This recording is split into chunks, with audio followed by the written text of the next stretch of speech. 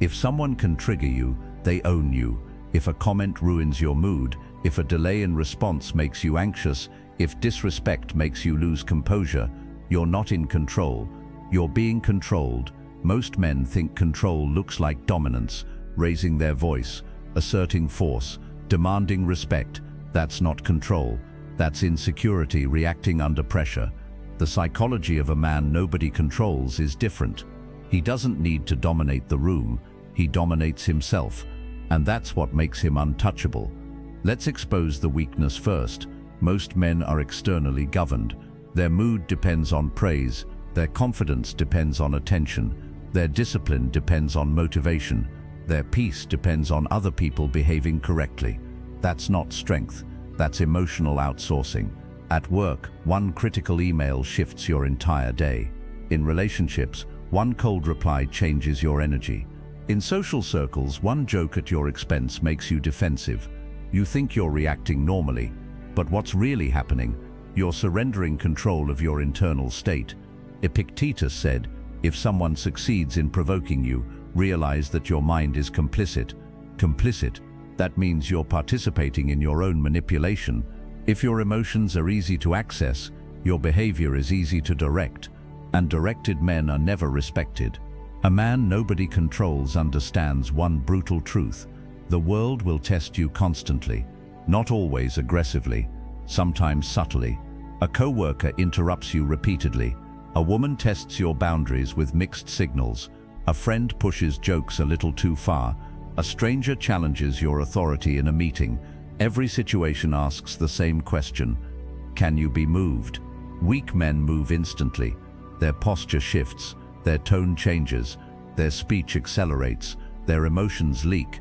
The man nobody controls remains stable, not passive, stable.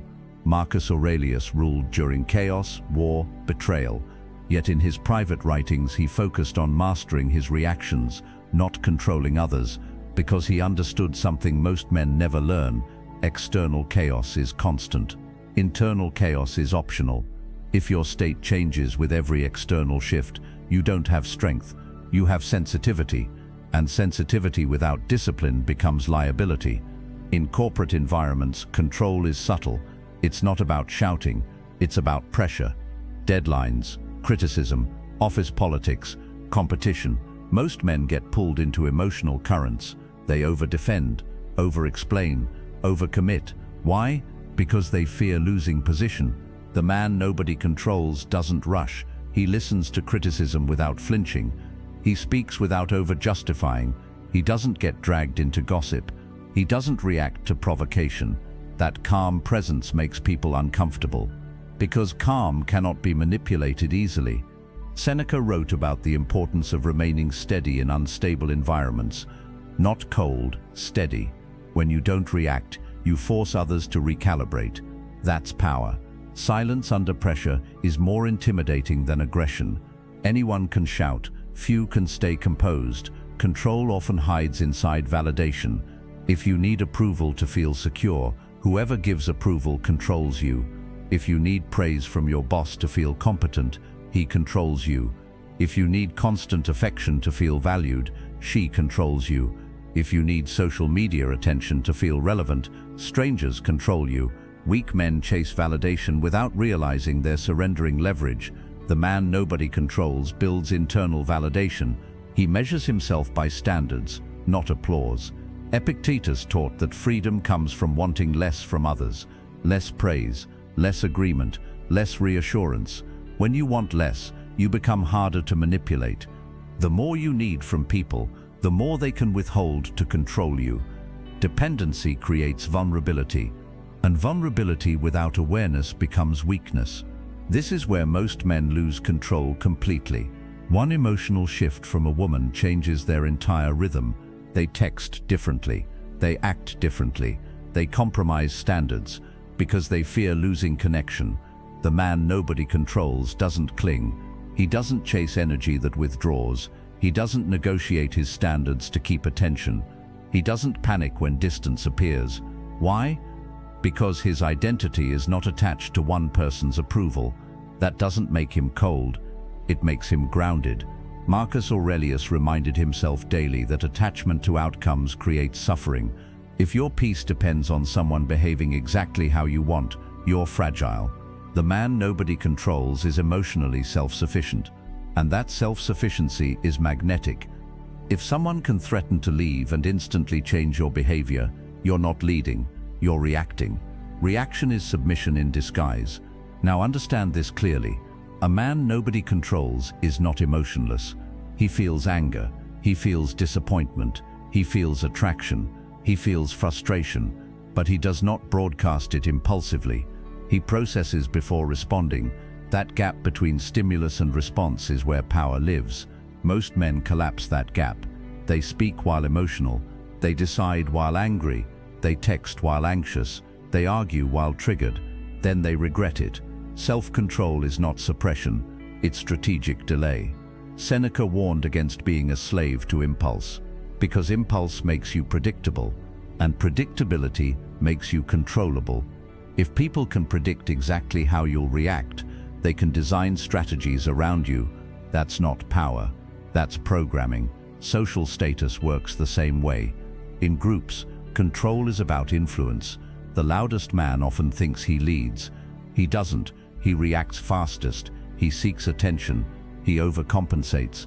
The man nobody controls doesn't compete for noise. He listens. He chooses when to speak. He doesn't chase dominance. And ironically, others defer to him naturally. Why? Because he's not trying to win the room. He's stable within himself. Stability creates gravity. Gravity pulls without force. The man who doesn't need control often ends up having it, because he's not desperate for it. Let's confront something uncomfortable. Some of you are controlled by fear of disapproval. You soften your opinions. You dilute your truth. You laugh when you shouldn't. You agree to avoid tension. You call it being strategic. But often, it's fear. The man nobody controls is willing to be misunderstood. He doesn't seek conflict, but he doesn't run from it either.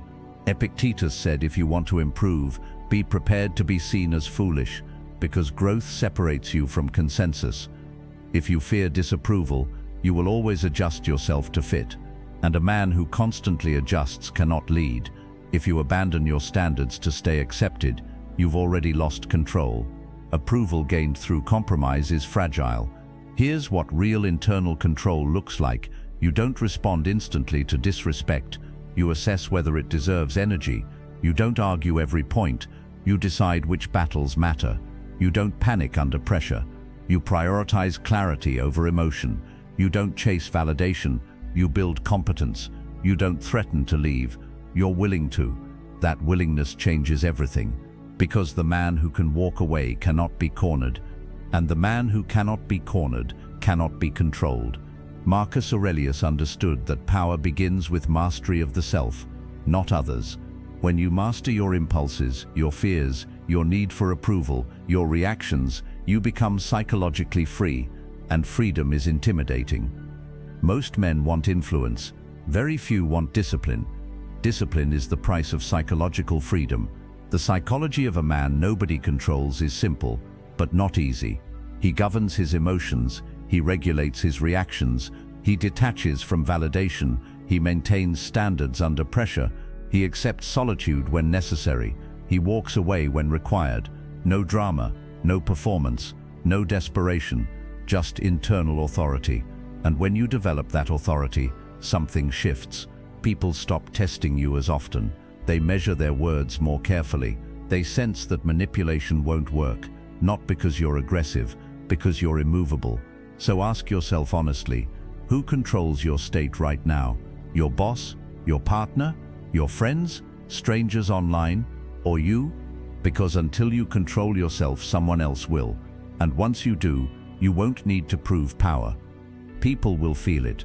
If this exposed areas where you've been emotionally reactive, good. That means awareness just replaced illusion. Build discipline, build emotional control, build internal validation. Become the man nobody can steer with a sentence or silence. And if you're ready to operate at that level consistently, not occasionally, subscribe. Because controlled men follow trends. Controlled minds follow emotions. But a man who governs himself, leads his own life,